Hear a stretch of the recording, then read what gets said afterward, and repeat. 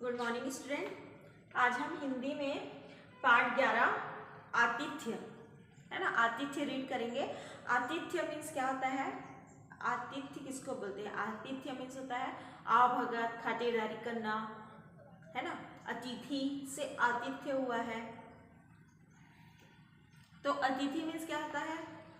जिसकी कोई तिथि नहीं आने की, है ना। अतिथि मतलब बिना तिथि के जो आते हैं मेहमान। तो इसके लेखक हैं श्री भदंत आनंद कौशल्यायन, है ना, के लेखक हैं। इसमें है, स्टार्ट करते हैं। भारतीय संस्कृति में अतिथि सत्कार की परंपरा को पारिवारिक जीवन के अटूट हिस्से के रूप में देखा जाता है। भारतीय संस्कृति में अतिथि सत्कार की परंपरा, है ना, तो उसको पारिवारिक जीवन के अटूट हिस्से के रूप में देखा जाता है, एक विशेष रूप में देखा जाता है। परंतु प्रस्तुत आत्मकथा में भदंत आनंद कौशल्यायन ने एक भ्रमणशील व्यक्ति के रूप में एक अपरिचित से गांव में अपने कटु मधुर भावानुभूतियों को सहज भाषा में रखा है। जो लेखक हैं इन्होंने एक अपरिचित गांव में वो पहुंच जाते हैं और उनकी जो कटु मधुर, कड़वी और मधुर भावानुभूतियाँ, जो उनके भाव की अनुभूतियाँ हैं, उनको सहज भाषा में रखा है ना।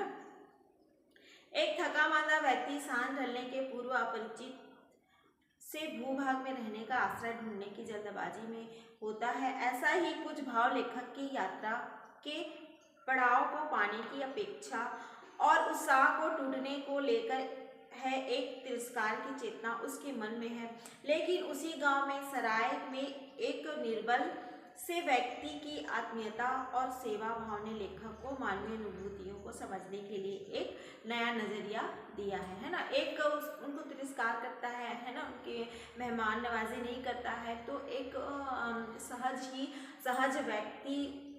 सहज व्यक्ति के मानवीय अनुभूतियों को समझने के लिए उनका नजरिया, जो एक नया नजरिया दिया है ना। स्टार्ट करते हैं। जैसे जीवन पथ पर वैसे ही साधारण सड़क पर आदमी के लिए अकेले चलना कठिन है। कोई ठहर कर किसी पीछे आने वाले का साथी हो लेता है ना। अकेले चलने से अच्छा है कोई साथी ले ले। कोई 4 कदम तेज चलकर आगे जाने वाले का, लेकिन मुझे उस दिन किसी को आवाज़ देने की फुर्सत नहीं थी। किसी साथी की आशामयी प्रतीक्षा में मैं जरा दम लेने के बहाने भी न ठहर सकता था, कारण उस दिन मेरे सिर पर भूत सवार था। मैंने निश्चय किया था अपने चलने के सामर्थ्य की परीक्षा करने का, है ना। चलने का उनमें भूत सवार था, तो उनका चलने का सामर्थ्य कितना है उसकी परीक्षा करने का उन्होंने निश्चय किया था, जो लेखक है। रास्ते चलते प्यास लगती, कुछ देर ठहर कर पानी पीना चाहिए, साधारण नियम है। मैं इस नियम का पालन कहीं नहीं करता, पानी मिलते ही पी लेता। पानी पीने का मतलब नियम है कि रुक कर, ठहर कर, बैठ कर पानी पियो, लेकिन मैंने ऐसा नहीं किया। पानी जैसे ही मिला मैं पी लेता और फिर चल देता। रास्ते चलते से मैं पूछता, क्यों भाई आगे कोई ठहरने लायक गांव है? लोग किसी गांव का नाम बतलाते, मैं वहां ना ठहरता, है ना, क्योंकि उनको एक विशेष जगह जाना था। यही लालच था कि 2-3 किलोमीटर और हो जाए। आगे एक कस्बे का पता लगा, सोचा आज वहां तक तो जरूर पहुंचेंगे, है ना। रात हो चली, पर तब उस कस्बे तक पहुंचने की धुन थी। रात हो गई थी, फिर भी उस कस्बे तक पहुंचने की उनको धुन थी।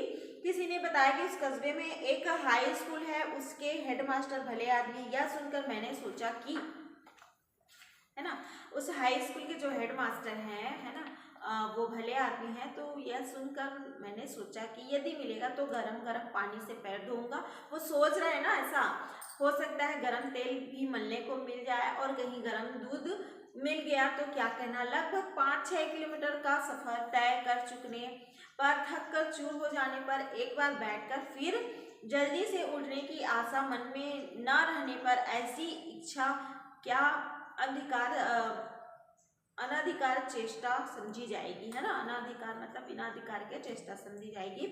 जो हो उस रात पे ऐसा ही हिसाब लगाता हुआ उन हेडमास्टर के बंगले पर जा पहुंचा। बंगला कस्बे के बाहर था। हेडमास्टर साहब के बंगले पर पहुंचकर मैंने वैसे ही दस्तक दी जैसे कोई अपने घर के दरवाजे पर देता है। हेडमास्टर साहब कहकर पुकारा। दरवाजा खुला। अंदर से एक सज्जन लालटेन लिए हुए निकले। मुझे उस समय अपनी पड़ी हुई थी, है ना। उनको तो अपनी थी कि ठहरने के लिए यहाँ जगह मिल जाए, मालिश करने के लिए तेल मिल जाए, गरम गरम पानी मिल जाए, ये सब सोच रहे थे, है ना। मैं उनकी शक्ल सूरत कद को क्या नहीं रखता। वे ही मेरी शक्ल को अच्छी तरह पहचानने की कोशिश करते हुए बोले, क्या है ना। थोड़ी रूखी आवाज में बोले कि क्या है करके। मैं एक विद्यार्थी हूँ, ऐतिहासिक महत्व के स्थानों को देखने के विचार से पैदल यात्रा कर रहा हूँ, है ना। लेखक बोलते हैं कि मैं एक ऐतिहासिक विद्यार्थी हूँ, बोलते हैं मैं एक विद्यार्थी हूँ, ऐतिहासिक महत्व के स्थानों को देखने के विचार से पैदल यात्रा कर रहा हूँ। आज की रात आज्ञा हो तो आपके यहाँ काटना चाहता हूँ, है ना। उनसे आज्ञा लेते हुए कि आपके यहाँ अगर शरण मिल जाए मुझे तो बहुत मेरे लिए अच्छा होगा, ऐसा करके। आशा के ठीक विपरीत जवाब मिला कि तुम यहाँ नहीं रह सकते। जो स्कूल हेडमास्टर थे जो स्कूल के, वो उनको मना कर देते हैं कि तुम यहाँ बिल्कुल नहीं रह सकते, है ना। तो लेखक जो बोलते हैं कि मेरी सब अक्ल गुम हो गई, है ना। वो क्या सोच के आए थे कि हेडमास्टर हैं, शिक्षित व्यक्ति हैं तो व्यवहार कुशल होंगे, लेकिन वो मना कर देते कि तुम्हें यहाँ नहीं रहना है, तुम यहाँ बिल्कुल नहीं रह सकते। तो आशा के विपरीत हो गया सब। अपने को संभालते हुए मैंने निवेदन किया, यहाँ कोई परिचित नहीं, रात अंधेरी है, पहली बार इस बस्ती में आया हूँ, कहाँ जाऊँ, है ना। वो बताता है कि मेरा तो यहाँ कोई परिचित व्यक्ति नहीं है, मैं किसी को जानता नहीं हूँ, तो रात भी हो गई है, आज एक रात के लिए आप मुझे यहाँ दे दीजिए, मैं कल सुबह चला जाऊंगा। लेकिन हेडमास्टर साहब जो है वो नहीं मानते हैं, उनको रहने की आज्ञा नहीं देते, नहीं तुम यहाँ नहीं रह सकते हो। फिर हेडमास्टर साहब जो है वो किसी को बुलाते हैं, एक व्यक्ति को बुलाते हैं और बोलते हैं कि इनको जो पास में धर्मशाला है वहाँ छोड़ दो, है ना। उनको लेखक को बताते हैं कि थोड़ी दूर आगे जाओगे तो वहाँ धर्मशाला है, तुम वहाँ जाकर रहो। उनको उनके साथ जो है रात हो गई थी, तो उनको एक पहचान वाले को बुलाते हैं, इनको छोड़कर आओ धर्मशाला में, ऐसा बोल के उनको उनके साथ भेज देते हैं ना। उनके अन्याय विनय करने पर भी हेडमास्टर साहब जो है उनको रहने की अनुमति नहीं देते, है ना। तो उनके साथ जो है लेखक निकल लेते हैं, उनके साथ जाते हैं, लेकिन वो तो क्रोध में थे, गुस्से में थे कि मुझे उन्होंने शरण नहीं दिया। तो आधे रास्ते पे जाते जाते वो जो साथी रहते हैं उनके, जो उनको पहुंचाने जाते रहते हैं धर्मशाला में, तो उनको गुस्से में बोलते हैं कि आप चले जाइए, मैं चला जाऊंगा, मेरे को मिल जाएगा रास्ता, है ना, मैं देख लिया हूँ, मैं चला जाऊंगा करके। तो ऐसे लग रहा था कि जो उनको पहुंचाने जा रहा था बस यही सुनने के लिए उनके कान तरस रहे थे। वो जो उनको रास्ता दिखाने के लिए जा रहे थे वो उनको वहीं पे छोड़ के अपना वापस हो जाते हैं। अब लेखक जो है वो तो अनजान रहते हैं उस जगह से, है ना। लेखक जो है अनजान रहते उस जगह पे, फिर वो घूमते घूमते बत्ती लेके, है ना, लालटेन लेके वो घूमते रहते हैं रात के अंधेरे में। उनको रास्ता पता नहीं रहता है, कहाँ कौन सा रास्ता कहाँ जाएगा। अनजान व्यक्ति रहते हैं, उस गांव में नए रहते हैं, तो वो घूम फिर कर फिर हेडमास्टर के यहाँ पहुँच जाते हैं। फिर घूम फिर कर वहीं हेडमास्टर के यहाँ पहुँच जाते हैं और फिर नॉक करते हैं, है ना, दरवाज़ा खटखटाते हैं। तो हेडमास्टर साहब मतलब नहीं, दरवाज़ा नहीं खटखटाते, उनको हेडमास्टर साहब के घर के अंदर से रोशनी दिखती है ना, रोशनी दिखती है। तो लगता है कि हाँ अब मैं पहुंच गया, लेखक समझते हैं कि अब मैं पहुंच गया, है ना। फिर देखते हैं, दरवाज़ा खटखटाते हैं, उसके बाद फिर हेडमास्टर साहब निकलते हैं, बोलते हैं अरे तू फिर आ गए, है ना, दौड़ो दौड़ो, इसको पकड़ो, ये अभी इसको मैंने निकाला है, ये फिर आ गया घूम फिर के। वो उनको चोर समझने लगते हैं, है ना। तो ये पीछे के दरवाजे से आए थे, इस बार पीछे के दरवाजे से आए थे। उनको कि अभी तो मैंने इसको निकाला है, ये फिर आ गया, है ना। तो उनके चिल्लाने की आवाज़ सुनकर और पास के मोहल्ले के जो लोग हैं वो भी आ गए। तो कोई उनको कहने लगा कि इसको थाने में दे दो, चोर है ना। और कोई जो है मारने पीटने की बात कर रहे थे कि 2-4 थप्पड़ लगेंगे तब ये अपना सही बताएगा कि क्या करने आया है, चोरी करने आया है कि किसी को लूटने आया है, क्या करने आया है, उसको सब बताएगा करके सब ऐसी बातें करने लगे, है ना। फिर लेखक जो है बोल रहे हैं कि कैसे मैं विश्वास दिलाता कि मैं चोर नहीं हूँ। लोग कहते देखिए ना, अंधेर है, अभी अभी निकाला था, फिर इतनी जल्दी हिम्मत की है। उन्हें क्या मालूम जो उनके लिए अंधेर है वही मेरे लिए महा अंधेर है। उनके लिए अंधेर है वो उनके लिए महा अंधेर था, क्योंकि वो ऐसी पीड़ा से गुजर रहे थे जो उनको बयान नहीं कर पा रहे थे। विपत्ति पड़ने पर कहते हैं अक्ल मारी जाती है, लेकिन जब आदमी को और कोई सहारा नहीं रहता तब बुद्धि ही उसके काम आती है। तब मैंने स्वयं को दीवार के सहारे खड़ा करने की कोशिश करते हुए कहा, देखिए मैं दूर से चलकर आया हूँ, थकान से चकनाचूर हूँ, आप मुझे बैठने के लिए जगह दीजिए और फिर ठंडे पानी का गिलास, फिर बैठकर कृपया मेरी बात सुन लीजिए, है ना। एक गिलास पानी दीजिए, बैठने के लिए जगह दीजिए, उसके बाद मैं आपको बताता हूँ कि मैं कौन हूँ। यदि आप लोगों को विश्वास हो जाए कि मैं चोर नहीं हूँ तो कृपया एक बार फिर अपना आदमी दे दीजिए मुझे धर्मशाला का रास्ता दिखा देने के लिए, और विश्वास ना हो तो थाने में भेज दीजिए या और जो चाहे कीजिए, है ना, जो चाहे सजा दीजिए। वे लोग बुरे आदमी ना थे और बुरे आदमी में क्या भलाई नहीं होती। मेरी बात सुन ली गई, एक स्टूल बैठने के लिए दिया गया, एक गिलास पानी उनको दिया गया। उसके बाद उनका जो है बात जो है सुना गया। मैं इस तरह से बैठकर हल्के फुल्के पानी पिया और अपना थैला खोलकर उसमें से 2 चिट्ठियाँ निकाली। दोनों परिचय पत्र थे, एक था ग्वालियर पुरातत्व विभाग के निदेशक के नाम और दूसरा निजाम हैदराबाद के प्रधानमंत्री महोदय के नाम। दोनों से मेरा साधारण परिचय था और यदि वे मुझ अज्ञानी यात्री की कुछ सहायता कर सके तो धन्यवाद के 2 शब्द, है ना।